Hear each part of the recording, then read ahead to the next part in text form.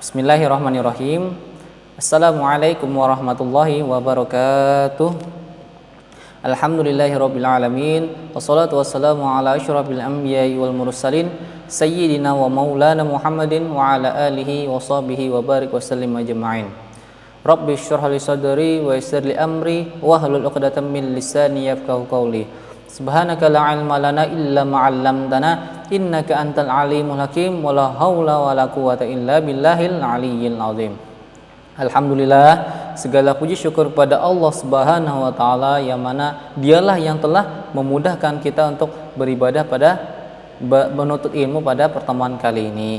Dan juga salawat serta salam kita haturkan kepada junjungan kita Nabi Muhammad sallallahu alaihi wasallam. Allahumma shalli wa sallim wa barik alaihi wa ala alihi. Semoga kita dapatkan syafaatnya di yaumil qiyamah kelak, amin ya rabbal alamin. Baik, murid-murid sekalian, ya, pada pertemuan kali ini kita akan mempelajari tentang dalil-dalil ayat Al-Quran dan hadis tentang optimis, ikhtiar, dan tawakal. Nah, adapun masa penjelasan tentang optimis, ikhtiar, dan tawakal nanti akan kita bahas setelah membahas dalil ini. Oke, kita lanjut kepada yang pertama. Dalil optimis dalam surah Az-Zumar ayat 53. A'udzu billahi minasy syaithanir rajim. Bismillahirrahmanirrahim.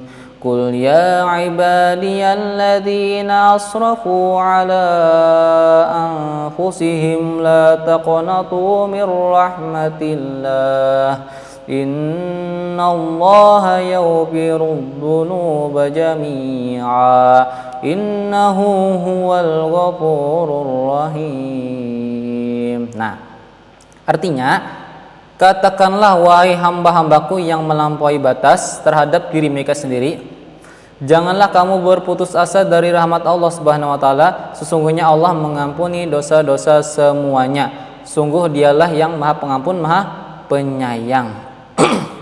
Jadi optimis dalam pembahasan ayat ini yang dimaksud adalah bahwa kita jangan berputus asa daripada ampunan dan rahmatnya Allah Subhanahu wa taala. Walaupun kita banyak dosa, sudah banyak melakukan maksiat, jika kita memang benar-benar bersungguh-sungguh memohon ampun kepada Allah Subhanahu wa taala, maka kata Allah, sesungguhnya Allah akan mengampuni dosa-dosa semuanya, karena Allah Maha Pengampun dan Maha Penyayang. Asalkan ada syaratnya. Pertama, berjanji tidak akan mengulanginya lagi. Yang kedua, berjanji tidak akan mendekatinya lagi. Nah, dan yang ketiga juga tidak mau lagi, tidak suka terhadap perbuatan dosa itu lagi. Nah, maka akan diampuni Allah Subhanahu wa taala. Nah, itu namanya taubatan nasuha. Jadi kita harus optimis, yakin dan percaya bahwa Allah adalah Maha Pengampun. Dan juga sifat-sifat Allah lainnya, Allah Maha Pemberi rizki. Makanya kita harus sungguh-sungguh dalam mencari rezeki kita. Dan juga Allah Maha Pengasih, Maha Penyayang, bahwa apapun dosa kita, jika kita memang benar-benar mohon ampun pada Allah, maka akan dikasihi kita, disayangi Allah, diampuni dosa kita.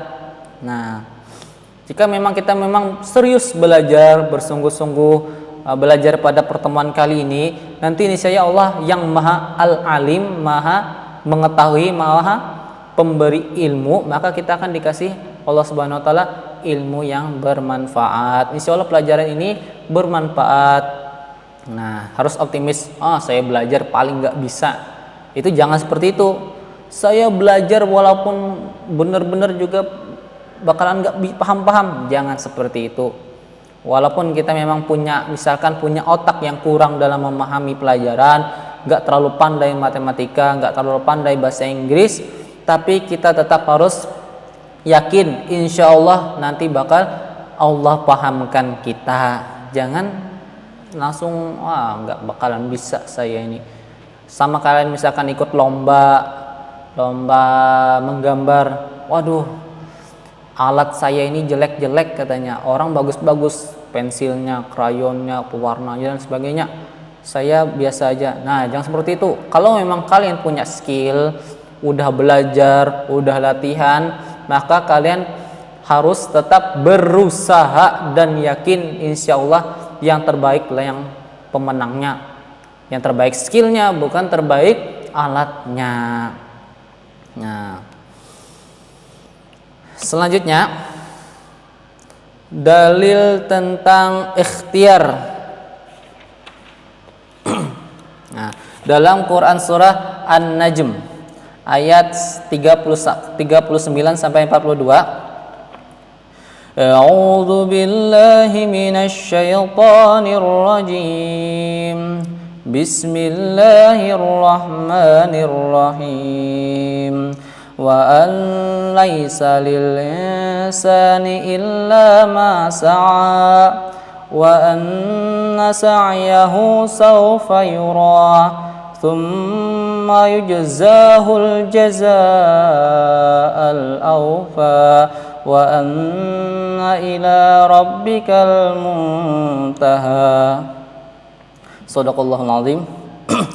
Yang artinya, dan bahwa manusia hanya memperoleh apa yang telah diusahakannya, dan sesungguhnya usahanya itu kelak akan diperlihatkan kepadanya, kemudian akan diberi balasan kepadanya dengan balasan yang paling sempurna, dan sesungguhnya kepada Tuhanmu lah kesudahannya segala sesuatu.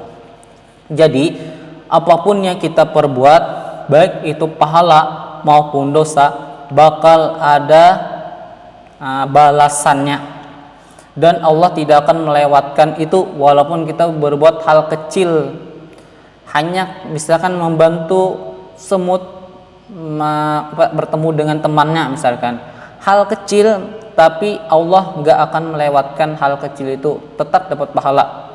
Sama dengan dosa, walaupun dosanya kecil aja misalkan, tetap Allah akan menjadikannya sebagai dosa. Nah, jadi ikhtiar di sini yang dimaksudkan adalah bahwa kita tetap harus berusaha, bukan hanya sekedar doa saja, tapi juga harus berusaha. Setiap usaha kita bakal ada ganjarannya. Kalau baik dapat pahala, kalau buruk bisa jadi dosa. Nah, jadi tetap kita harus berikhtiar namanya. Jangan cuman berdoa, ya Allah saya pengen jadi orang yang pintar, jadi ranking 1, gak belajar, maka itu sama aja bohong. Yang benar adalah, ya Allah jadikanlah saya orang yang pintar, paham dalam ilmu. Nah, belajar kalian, maka itu adalah yang benarnya. Berdoa dan berikhtiar, berusaha. Nah, selanjutnya tentang tawakal dalam Quran surah Ali Imran ayat 159. A'udzu billahi minasy syaithanir rajim. Bismillahirrahmanirrahim. Fabima rahmatin minallahi linta lahum walau kunta faddan ghalidhal qalbi lanfaddu min hawlik fa'fu anhum wastaghfir lahum wasyawirhum fil amr fa idza azamta fatawakkal 'ala Allah innallaha yuhibbul mutawakkilin. Nah, artinya, maka berkat rahmat Allah Subhanahu wa taala, engkau Muhammad sallallahu alaihi wasallam berlaku lemah lembut terhadap mereka. Sekiranya engkau bersikap keras dan berhati kasar, tentulah mereka menjauhkan diri dari sekitarmu. Karena itu maafkanlah mereka dan mohonkanlah ampunan untuk mereka, dan bermusyawarahlah dengan mereka dalam urusan itu. Kemudian apabila engkau telah membulatkan tekad, maka bertawakallah kepada Allah. Sungguh Allah mencintai orang yang bertawakal. Nah, jadi ketika Rasulullah SAW itu berdakwah, maka banyak orang kafir Quraisy yang menentang dakwah tersebut, tidak tidak percaya dengan kerasulan Rasulullah, tentang risalah yang dibawa oleh Rasulullah, banyak yang menentang. Maka Rasulullah disuruh untuk jangan bersikap keras dan berhati kasar. Nanti mereka bakal menjauhkan diri dari sekitarmu. Jadi Rasulullah disuruh untuk berlemah lembut kepada kaum kafir Quraisy, agar mereka bisa menerima dakwah. Nah, sesungguhnya terus disuruh mohonkan ampun kepada mereka dan bermusyawarahlah dalam urusan itu. Jadi berkomunikasi dengan kaum kafir Quraisy. Selanjutnya itu adalah urusan Allah, baik dia mau jadi orang Islam atau tetap jadi kaum kafir Quraisy. Itu adalah urusan mereka. Itu namanya tawakal, tapi tetap harus berusaha juga. Misalkan kalian membilangi teman kalian, teman, misalkan kamu jangan nggak belajar lagi, jangan nggak ngumpul tugas lagi. Misalkan kalian mengingatkan teman kalian, tugasnya dikumpul, kerjakan kalau ada tugasnya, belajar yang benar-benar misalkan. Nah, terus teman kalian ternyata tidak mengamalkan apa yang kalian ucapkan, teman kalian tetap nggak ngumpul tugas, maka itu namanya sudah urusan Allah Subhanahu Wa Taala. Yang penting tugas kita sebagai teman adalah mengingatkan yang baik. Masalah dia nurut atau enggak itu urusan dia, sama Allah Subhanahu Wa Taala. Tapi yang namanya teman yang baik itu adalah selalu mengingatkan. Nah, jangan nggak diingatkan teman yang salah, itu harus diingatkan. Nah, selanjutnya hadis Rasulullah tentang perilaku optimis. Nah, dari Abu Hurairah berkata, Rasulullah Shallallahu Alaihi Wasallam bersabda, tidak ada tiarah tahayul beranggapan sial karena melihat burung atau yang lainnya, tetapi yang baik itu adalah al-fa'lu, rasa optimis. Dikatakan kepada beliau, wahai Rasulullah, apa itu al-fa'lu? Beliau Shallallahu Alaihi Wasallam menjawab, kalimat baik yang salah satu dari kalian mendengarnya, hadis riwayat Ahmad. Jadi maksudnya ini gini, kata Rasulullah, nggak ada yang namanya tahayul atau tiarah, melihat burung atau dan lain sebagainya. Contoh misalkan di masa sekarang ini, misal kayak di sinetron kan, ada piring jatuh, gelas pecah, terus pas foto jatuh, katanya ini pasti ada pertanda buruk. Itu yang tiarah maksudnya, beranggapan buruk terhadap sesuatu. Foto pecah, langsung ditelepon, nak kamu di mana nak, nggak apa-apa kan? Nah, langsung itu. Padahal itu bukan seperti itu. Walaupun foto keluarga pecah, hancur, gelas satu rumah pecah, piring satu rumah pecah, sampai ke toko-tokonya pecah juga, itu nggak menjadi sebab apapun musibah dan lain sebagainya. Tetap bersangka baik. Malahan, tapi kok benar, ada katanya benar, foto pecah, tahu-tahu ada yang kecelakaan, ternyata keluarga kecelakaan, tahu-tahu kok benar. Gini, kok bisa benar? Itu gara-gara prasangka buruk. Nah, contoh prasangka buruk itu ada terjadi ketika ketika Nabiullah Yakub kepada Nabiullah Yusuf. Nabiullah Yakub alaihissalam itu adalah ayahnya kan. Nah, ketika saudaranya Nabi Yusuf ini membawa Nabiullah Yusuf alaihissalam dibawa ke hutan, bapaknya Nabiullah Yakub itu berprasangka takut kenapa-kenapa. Nah, prasangka takut kenapa-kenapa itulah yang Allah kabulkan. Makanya lah Nabiullah Yusuf terjadilah kenapa-kenapanya itu gara-gara prasangka. Apalagi beliau adalah seorang nabi yang mana prasangkanya bisa dikabulkan Allah Subhanahu Wa Taala. Nah, ibu juga seperti itu. Ibu itu kalau dalam yang Ustadz pelajari, doa ibu sama dengan 70 wali. Nah, maka ketika ibu berdoa itu hampir bakal dikabulkan. Prasangkanya pun bisa berbahaya. Maka ketika prasangkanya itu berhati-hatilah, takutnya dikabulkan. Dasar anak kambing misalkan. Kok jadi? Nah, hati-hati jadi itu. dasar anak setan misalkan, hati-hati kalian, maka mohon ampun kepada ibu kalian. Nah, tadi yang penting adalah tiaroh itu enggak benar. Misalkan tadi kalian tersesat mencari jalan, lihat burung, oh burung ke sana, ya udah kita ke sana aja. Itu jangan seperti itu. Nah, atau lihat tadi foto pecah, ada pertanda buruk, gelas dan lain sebagainya pertanda buruk, bukan. Itu bukan pertanda buruk, tetap kita harus berprasangka baik. Nah, selanjutnya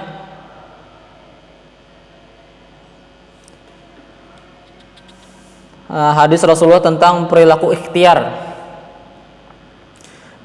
Diriwayatkan dari Az-Zubair bin Al-Awwam radhiyallahu an dari Nabi sallallahu alaihi wasallam bersabda, demi zat yang jiwaku berada di tangannya, sungguh seorang dari kalian yang mengambil talinya lalu dia mencari seikat kayu bakar dan dibawa dengan punggungnya, kemudian dia menjualnya lalu Allah mencukupkannya dengan kayu itu, lebih baik baginya daripada ia meminta-minta kepada manusia, baik manusia itu memberinya atau menolaknya.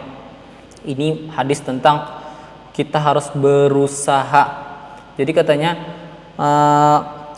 Allah itu lebih menyukai orang yang berusaha walaupun hasilnya kecil daripada meminta-minta hasilnya besar. Nah, jadi jangan dibiasakan meminta-minta, berusahalah. Misal kalian kalau menyontek nilainya tinggi, kalau ngerjakan sendiri nilainya rendah, maka pilihlah nilai sendiri walaupun rendah, tapi berusaha juga, jangan enggak belajar. Udah belajar belum ternyata masih enggak bisa, nilainya rendah, itu lebih baik daripada kalian menyontek. Nah, menyontek nilainya tinggi itu enggak benar juga. Nah, selanjutnya hadis Rasulullah SAW tentang perilaku tawakal. Telah bercerita kepada kami Al-Mughirah bin Abu Qurrah As-Sadusi berkata, aku mendengar Anas bin Malik radhiyallahu an berkata, ada seorang lelaki yang bertanya, wahai Rasulullah, apakah aku harus mengikat untaku kemudian bertawakal atau aku melepaskannya saja kemudian bertawakal? Beliau Rasulullah SAW menjawab, ikatlah untamu kemudian bertawakallah. Hadis riwayat Tirmizi. Nah, itu arti tawakal yang sebenarnya. Nah, misalkan kita pengen belajar tawakal, tapi kunci motor kita taruh di motor, itu bukan begitu arti tawakal. Atau misalkan rumah kita nggak dikunci, itu bukan gitu juga. Saya rumah nggak usah dikunci, dibuka lebar-lebar, jendela di lebar-lebar, kalian pergi keluar kota, tawakal kalian. Kalau misalkan Allah menghendaki nggak ada maling, bakal nggak ada. Bukan seperti itu. Tapi harus dikunci, pintu dikunci, jendela dikunci kalau kalian berpergian. Nah, baru kalian bertawakal. Saya bertawakal kepada Allah. Kalau misalkan memang ada kejadian buruk, ada maling, itu memang sudah kudratnya Allah, memang sudah takdirnya Allah. Nah, itu apa boleh buat, namanya tawakal yang benar. Tetap dikunci, ditutup yang rapat, bukan malah dibuka, apalagi tempel di depan pintunya, maling silakan masuk, bukan gitu juga. Nah, walaupun belajar tawakal itu harus pakai ilmu yang benar juga, nggak asal-asalan tawakal. Jadi intinya adalah yang pertama itu optimis, yang kedua itu adalah ikhtiar, yang ketiga itu adalah tawakal. Nah, misalkan kita ngamalkannya kalau sedang lomba, misalkan kalian ikut lomba main futsal, yang pertama itu yang kalian lakukan adalah beroptimis, tapi optimisnya dibarengi juga dengan ikhtiar, terus dibarengi juga dengan tawakal. Nggak sekedar optimis juga, itu salah. Saya bakal menang nanti futsal, itu optimis aja, tapi nggak latihan, nggak apa-apa, itu salah. Yang benar, saya nanti bakal menang, insya Allah bakal menang, terus latihan bersungguh-sungguh main futsalnya. Terus ketika udah main lomba, itu baru kalian bertawakal. Kalau memang udah ditakdirkan menang, bakal menang. Kalau ditakdirkan kalah, bakal kalah. Jadi itu yang benar. Awalnya kita tetap semangat, dibarengi dengan latihan. Sesudah ketika mulai lombanya, kalian bertawakallah kepada Allah. Niscaya hasil yang terbaik adalah yang pemenangnya. Nah, itu yang dapat saya sampaikan. Mudah-mudahan bermanfaat dan bisa kita amalkan dalam kehidupan sehari-hari. Mari kita berdoa bersama-sama. Amin ya rabbal alamin. Bismillahirrahmanirrahim. Alhamdulillahi rabbil alamin. Allahumma shalli ala sayyidina Muhammadin wa ala ali sayyidina Muhammad. Rabbana zidna ilman warzuqna fahman bi rahmatika ya arhamar rahimin. Rabbana zidna ilman warzuqna fahman bi rahmatika ya arhamar rahimin. Rabbana zidna ilman warzuqna fahman bi rahmatika ya arhamar rahimin. Rabbana atina fid dunya hasanah wa fil akhirati hasanah wa qina adzabannar. Wa sallallahu ala sayyidina Muhammadin wa ala alihi washabihi wasallam. Subhana rabbika rabbil izzati amma yasifun, salamun alal mursalin, alhamdulillahi rabbil alamin. Nah, kita tutup dengan bacaan hamdalah. Alhamdulillahi rabbil alamin. Baca istighfar 3 kali. Astaghfirullahalazim, astaghfirullahalazim, astaghfirullahalazim. Doa kepada majelis. Subhanallah wa bihamdi, subhanakallahumma wa bihamdika, asyhadu an la ilaha illa anta, astaghfiruka wa atubu ilaik. Assalamualaikum warahmatullahi wabarakatuh.